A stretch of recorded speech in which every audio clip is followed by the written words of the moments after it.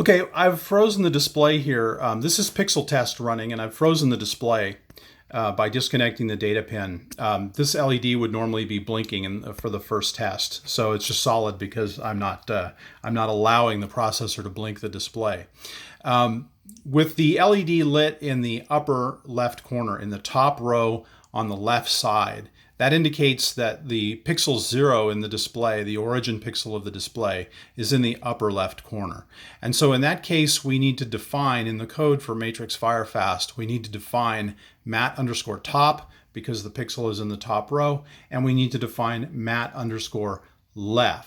If the origin pixel was in the bottom row somewhere on the left or the right, then we would want to undefine mat top. There's no mat bottom. So it's just whether mat top is defined or undefined. So if we're in the bottom row, you want to undefine mat top. Likewise, if the origin pixel is not on the left side, if it's on the right, whoops, where's my finger? There it is. If it's on the right, then you want to undefine mat left. Okay, so the absence of mat left being defined means mat right. There is no mat right macro. The next test that's of any note is the color bar test. And hang on one second, I'll allow the test to continue and then we'll see that. Okay, this is the color bar test. If you see a horizontal line of colored pixels like this, then you have a row major display and you are good to go. Nothing more to do, and you can just move on to the next step of configuration.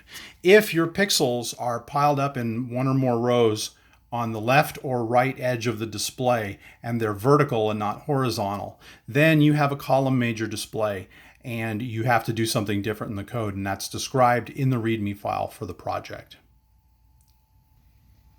Okay, and this is the bouncing ball test, and you can see it doesn't look like a bouncing ball. It's going back and forth, flipping from the left side of the display to the right side of the display. When this happens, that means the pixel arrangement in this matrix is what we call zigzag. The first row of pixels, it goes from left to right, but the second row of pixels goes the opposite direction. It comes back this way, and then the third row comes back this way.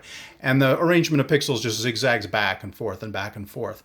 And that's what causes this left-right blinking effect in this test. If your LED is just going up and down in a straight line, then you need to undefine zigzag. You are not in zigzag arrangement. But if your LED is doing this in your matrix, when you get to this test, then you need to define mat_zigzag in MatrixFireFast. And that's really, other than the size of the display and the type of neopixel, that's really all of the configuration that MatrixFireFast requires to run on most matrices. So hopefully this is enough to get you started.